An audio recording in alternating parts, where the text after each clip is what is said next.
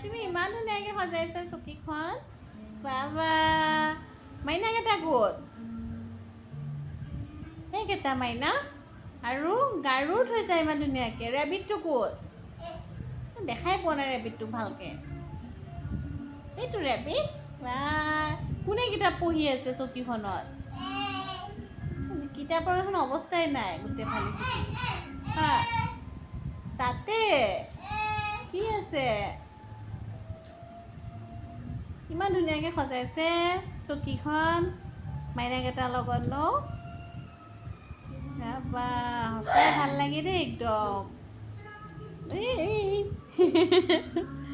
কিনো কৰি থাকে নহয় বদমাচিবিলাক